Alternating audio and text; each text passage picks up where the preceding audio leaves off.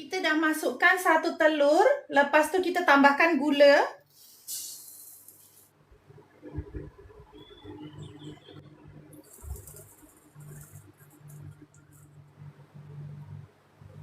Ya, ini adalah air panas.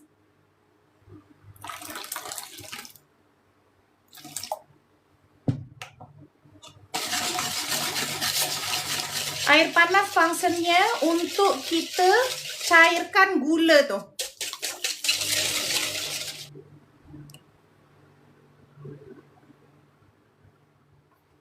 Kita tambahkan baking soda dengan baking powder.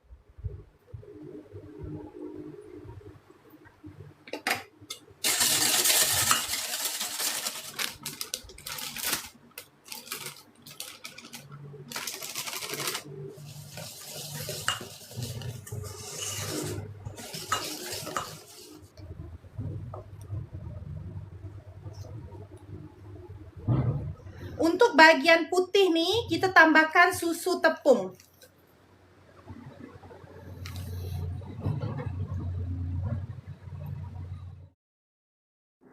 Acuan kita kena sapukan minyak terlebih dahulu untuk kita bagi corak macam separuh-separuh tu. Akak just letak adunan coklat tapi akak kena sengetkan dulu akak punya acuan. Lepas tu terus top up dengan yang adunan warna putih.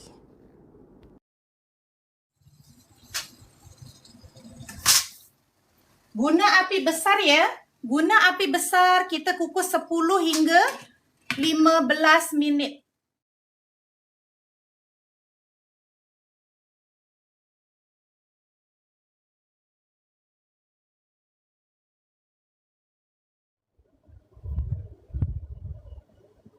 Ini hasil daripada apam koko yang kita dah buat.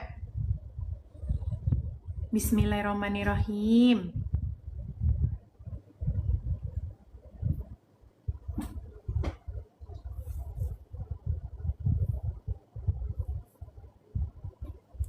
Bismillahirrahmanirrahim.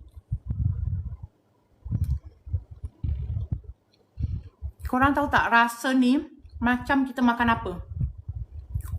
Macam kita makan awan. Macam korang makan cotton candy. Ya, macam akak akan makan cotton candy. Memang terus dicair dalam mulut.